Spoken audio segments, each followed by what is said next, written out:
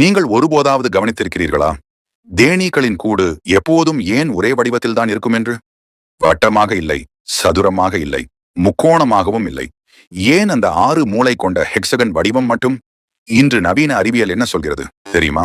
Hexagon என்பது குறைந்த அளவு மெழுகை பயன்படுத்தி அதிகமான சேமிப்பு இடத்தை உருவாக்கும் மிகச்சிறந்த வடிவம். அதில் எந்த இடமும் வீணாகாது. கணிதவியலாளர்கள் இதை மிக குறைந்த பொருளில் மிக அதிக பயன் தரும் வடிவமைப்பு என்று கூறுகிறார்கள்.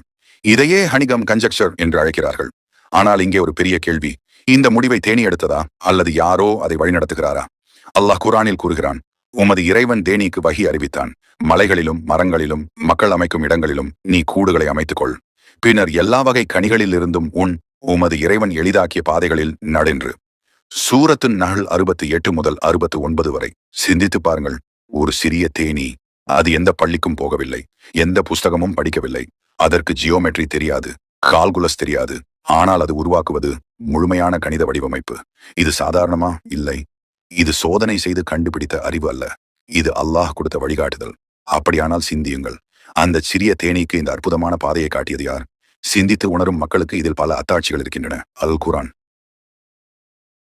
உலகில் இருக்கும் கோடிக்கணக்கான உயிரினங்களில் ஏன் குர்ஆன் குறிப்பாக ஒரு ஈயை எடுத்துக்காட்டாக கூறுகிறது என்று நீங்கள் எப்போதாவது சிந்தித்ததுண்டா? உலகில் உள்ள உயிரினங்களின் 99.9% இனங்கள் உணவை உடலுக்குள் செரிமானம் செய்கின்றன. நாமும் அப்படித்தான் உணவை உண்ணுகிறோம். பிறகு நமது உடல் அதை செரிமானம் செய்கிறது. ஆனால் ஒரு சிறிய உயிரினம், நாம் தினமும் பார்க்கும் ஒரு சாதாரண ஈ, அதன் செரிமான முறை முற்றிலும் வேறுபட்டது.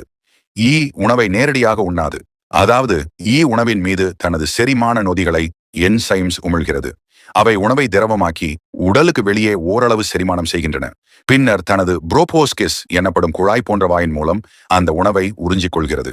ஒருமுறை ஈ உணவை எடுத்துவிட்டால் அதை மீண்டும் முழுமையாக மீட்டெடுக்க முடியாது. வேறு வார்த்தைகளில் சொன்னால், ஒரு ஈயின் வாயிலிருந்து உணவை மீட்பதை விட ஒரு சிங்கத்தின் தாடையிலிருந்து உணவை மீட்பது எளிதானதாக இருக்கலாம். இதைத்தான் அல்லாஹ் 1400 ஆண்டுகளுக்கு முன்பே குர்ஆனில் கூறுகிறான். அந்த ஈ அவர்களிடமிருந்து ஏதேனும் ஒன்றை பறித்துக் கொண்டால் அதை அதனிடமிருந்து மீட்டெடுக்க அவர்களால் முடியாது. சூரத்துல் ஹஜ் வசனம் 73.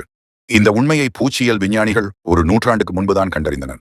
அப்படி இருக்க 1400 ஆண்டுகளுக்கு முன்பு வாழ்ந்த எழுத படிக்க தெரியாத ஒருவர் இந்த விஷயத்தை எவ்வாறு விளக்கினார்? மேலும் கோடிக்கணக்கான உயிரினங்கள் இருக்கும்போது அவற்றில் குறிப்பாக ஈயை மட்டும் எடுத்துக்காட்டாக ஏன் குறிப்பிட வேண்டும்? சிறியதாக தோன்றும் ஒரு படைப்பின் பின்னாலும் மனித அறிவை வியக்க வைக்கும் அத்தாட்சிகள் இருக்கின்றன. சிந்தித்து உணரும் மக்களுக்கு இதில் பல அத்தாட்சிகள் இருக்கின்றன. அல் குர்ஆன்.